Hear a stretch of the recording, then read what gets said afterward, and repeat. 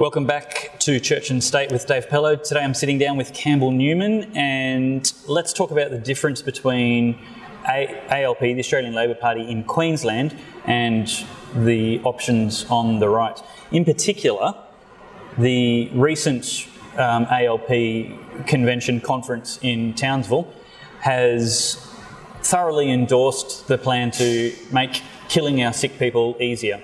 They're pro-euthanasia, and they want to basically have doctors now not just fight for our life but also assist us in our death. Whereas in the LNP state convention, they placed a clear value and priority on life by voting for motions that were decidedly keeping abortion as low and as rare as possible, and valuing the life of babies and also the harm that it does to women. What are the differences, what are the clear differences would you say there are between Labor and the LNP? I think there are. Unfortunately, the LNP aren't being loud and clear enough about the things that make a difference. This is a very left-wing state Labor government. I mean, they're controlled by the left. People like, Jackie Trad, who's the Deputy Premier, they hold sway.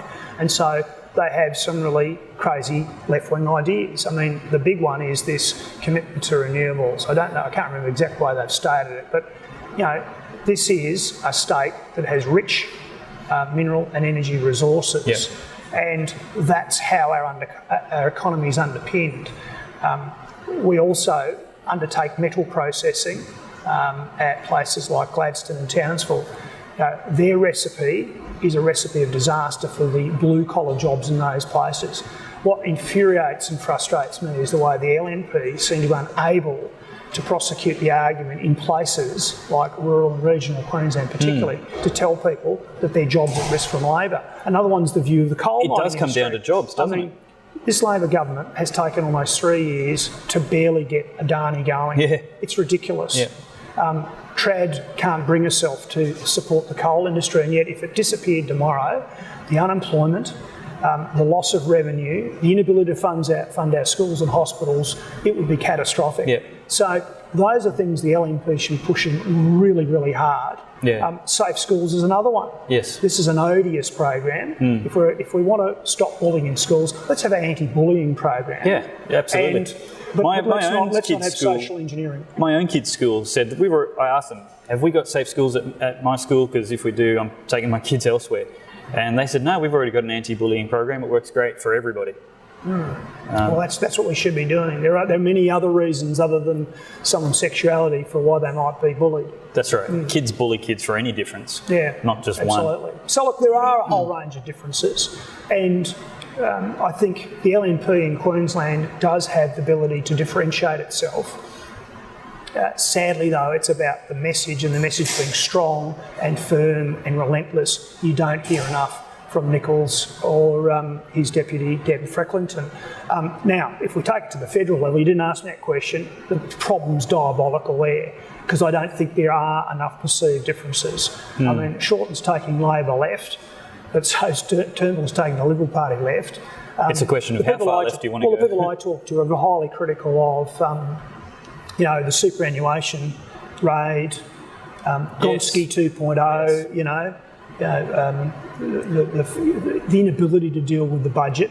I mean, just think about it. One minute you've got the Turnbull government talking about the budget crisis still, saying, we've got this sort of problem with spending, but they then talk about revenue measures, dress them up as savings for people like Kelly O'Dwyer in Melbourne. So they then go and raid, their base, superannuation, tax. They won't deal with tax reform. They won't actually defend. You won't hear them defending high income earners. And so the result is people again,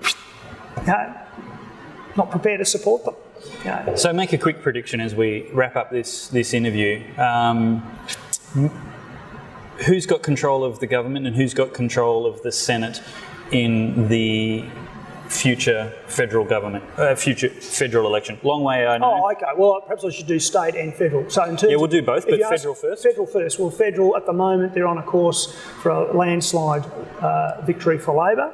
So Bill Shorten is on track to become the Prime Minister. Will Labor have control of the Senate, do you think? I wouldn't have thought so, no. I would have thought that would be very, very difficult. It's difficult for anyone these days, but they're on track to win quite decisively.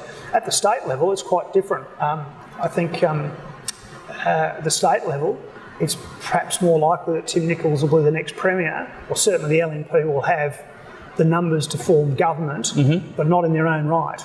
Yep. They were going to need One Nation to get on board with them. To actually, does that require a formal coalition, which is Labor's current scare campaign, or will it just need to be an assurance of supply? I think maybe it's as little as that, but you'd have to ask One Nation specifically what their position is. Yep. But what will happen after the state election is there'll be a Mexican standoff. I don't believe at this stage Labor will have enough seats. The LNP won't. One Nation will have maybe 7 up to 15. They're there. And everyone's going to be looking at each other, and who's going to blink? That's what's going to happen. Do you think a pro-euthanasia policy is enough to give Palaszczuk a majority government? I honestly don't know if people will vote on that. I think, look, the number one issue at the moment in North Queensland and regional Queensland is jobs. In South East Queensland, it's the number 2 issue. So in regional Queensland, it's 1, jobs, 2, health. The health system, and in South East Queensland it's 1, health, 2, jobs. Even education is way down the pecking order, which again, is why I mentioned Gonski 2.0. I don't think it was an issue, frankly. No. Health and jobs are right up there. So, I actually, some of these social issues, you're not hearing people talking about. People are desperately concerned about job security, about their kids' future, and their cost of living. That's where it's at. There's so much more I'd like to talk to you about, but time is precious, and I know you have to fly away for your other media commitments this evening. So thank you very much for the time that you've taken, and hopefully we can do this again. It's a pleasure, Dave, and very happy to do it again. Yeah. Thank you very much. Mate. Thanks for watching. If you really enjoyed that video, please give it a thumbs up and subscribe to my channel. Have a look at this great video next, and check out the website for even more interesting articles and episodes later.